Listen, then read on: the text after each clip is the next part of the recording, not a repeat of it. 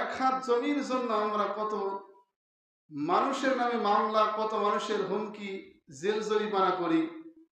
আজকে পদ্মা নদীতে 5-7 কিলোমিটার পর্যন্ত ভেঙে শেষ করে দিয়েছি। আমরা কি আল্লাহর নামে কোনোদিন মামলা দিতে পেরেছি?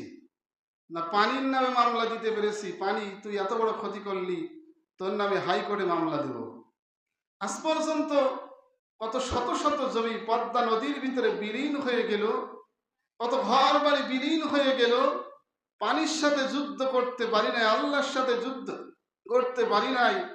এক হাত জমির জন্য আমরা কত মামলা মোকদ্দমা করি। আল্লাহ সে কথাই বলে, ইয়াউমা লা ইয়ানফাউ মালু বানুন। বান্দা, তুমি মনে করতেছো তোমার এই অর্থ সম্পদ, তোমার এই সুন্দর অট্টালিকা, সুন্দর গালিচা, সুন্দর ভবন তোমাকে কবরে উপকার করবে, হাসরে উপকার করবে না। ইল্লা মান আতাল্লাহা বিকলবিন সালিম।